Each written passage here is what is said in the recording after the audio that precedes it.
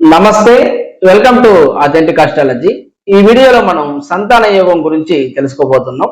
ముఖ్యంగా సంతానం లేకపోవడానికి గల కారణాలు, ఇక అదే విధంగా ఏ స్థానాల్లో ఉన్నటువంటి పాపగ్రహాలకు పరిహారాలు చేసుకోవడం వల్ల సంతాన ప్రాప్తి కలగవచ్చు. ఇక దాంతో పాటు సంతాన యోగం చూసేటప్పుడు కొన్ని స్థానాలు ఎక్కువ మంది గమనించరు. ఆ స్థానాలు కూడా ఎందుకు గమనించాలి, ఎందుకు ముఖ్యమైనవి అన్నది నేను తెలియజేస్తాను. ఇక దాంతో పాటు ఒక వ్యక్తి జన్మజాతకం చూసిన వెంటనే సంతానం ఎలా ఉంటారు, సత్సంతానమా లేకపోతే సంతానం గురించి వారు దీర్ఘాలోచన చేయడం, ఇబ్బంది పడడం, ఇట్లాంటి అవకాశాలు ఉన్నాయా అన్నది ఒక జన్మజాతకం చూసిన వెంటనే చాలా సులభంగా ఎలా తెలుసుకోవాలో ఈ వీడియోలో నేను తెలియజేస్తాను.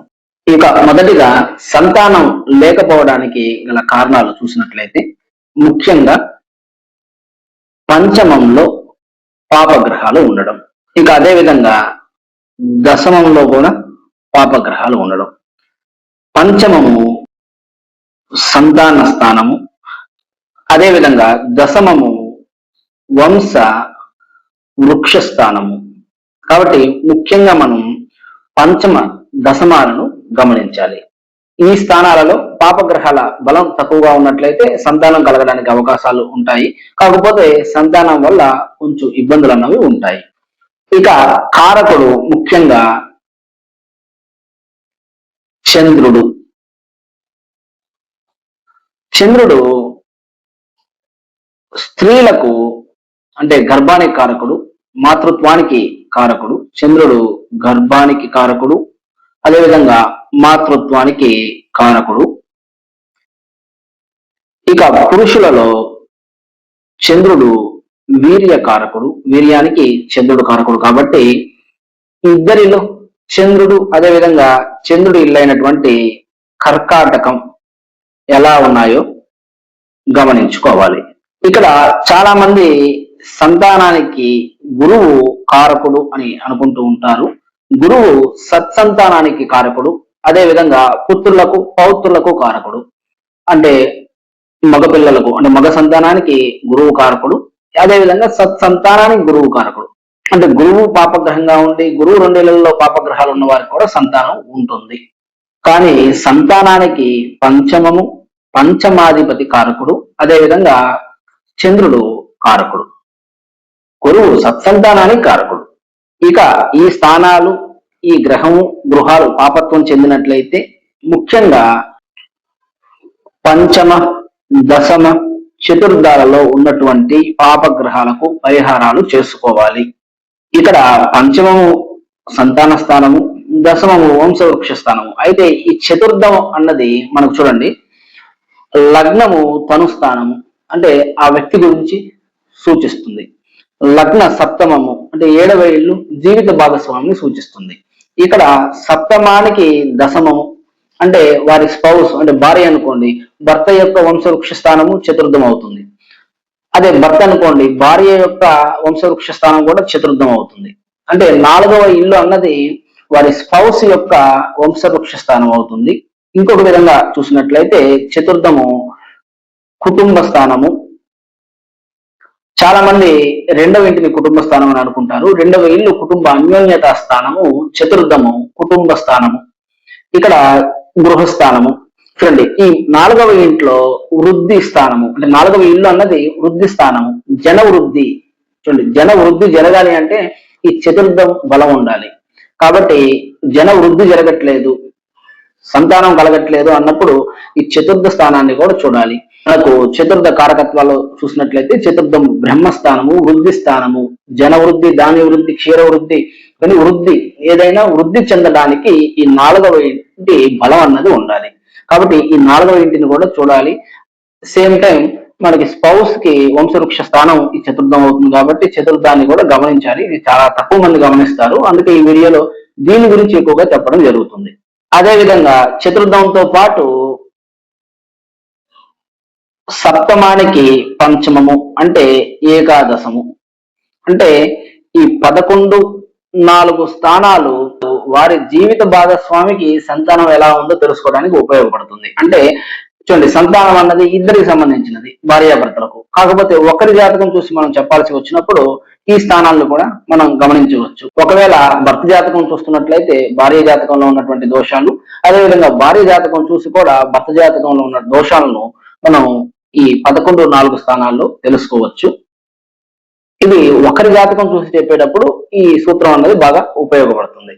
కాబట్టి సంతానం కలగట్లేదు అంటే ముఖ్యంగా పంచమ, దశమ చతుర్థాలలో ఉన్నటువంటి పాపగ్రహాలకు పరిహారాలు చేసుకుంటూ రావాలి.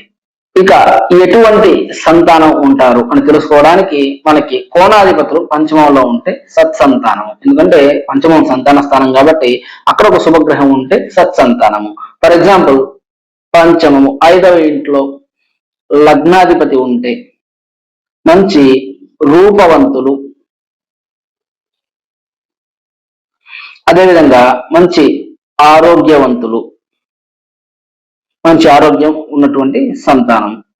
అదేవిధంగా పంచమంలో పంచమాధిపతి ఉన్నట్లయితే మంచి విద్య, వినయము, విధేయత ఉన్నటువంటి సంతానం.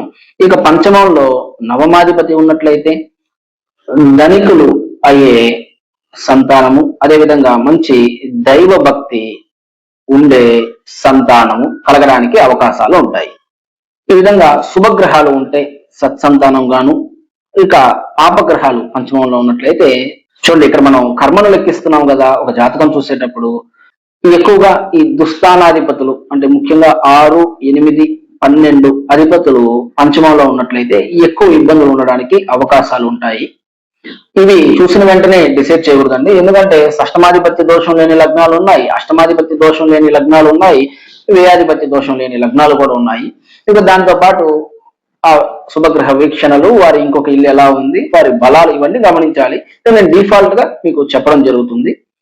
ఇక షష్టమాధిపతి ఉన్నట్లయితే ఎక్కువగా రోగగ్రస్తులు అయ్యేటువంటి సంతానము, ఇక అష్టమాధిపతి ఉన్నట్లయితే చావుకు తెగించినటువంటి వారు, అదేవిధంగా ఆయుష్ తక్కువ ఉన్నటువంటి వారు, ఇక దానితో పాటు ఎక్కువగా నేరాలు చేసే సంతానం ఉండడానికి అవకాశాలు ఉంటాయి. ఇక వ్యయాధిపతి ఉన్నట్లయితే ఎక్కువ ఖర్చు పెట్టే సంతానము, నశించే సంతానం ఉండడానికి అవకాశాలు ఉంటాయి.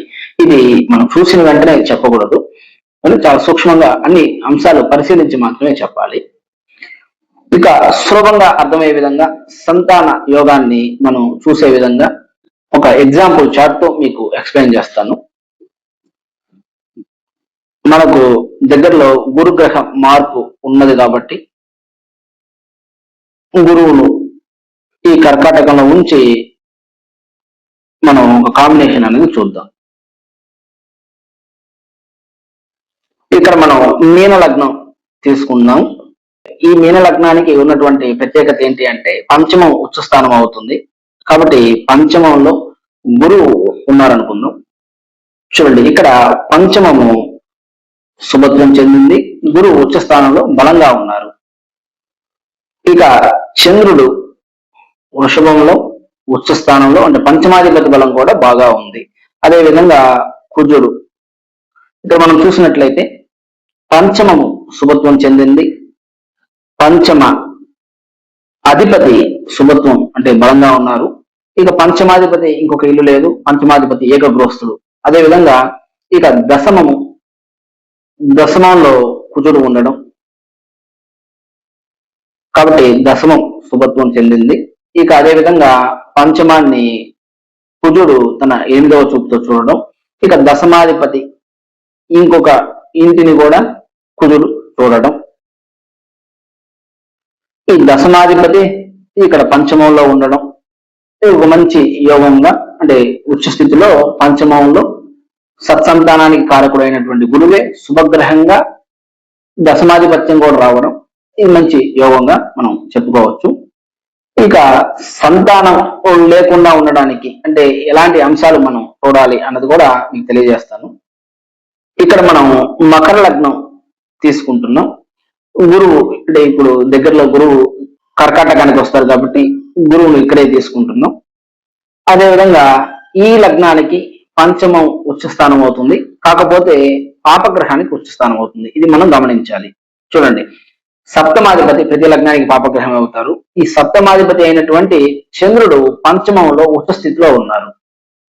అర్థమవుతుందండి. ఇక్కడ మనం గమనించాల్సింది శుభగ్రహమా పాపగ్రహమా, జన్మ లగ్నం. చూడండి, ఒక లగ్నం మార్చడం వల్ల ఇక్కడ పాపగ్రహం ఉచ్చ స్థితిలో బలంగా ఉంది.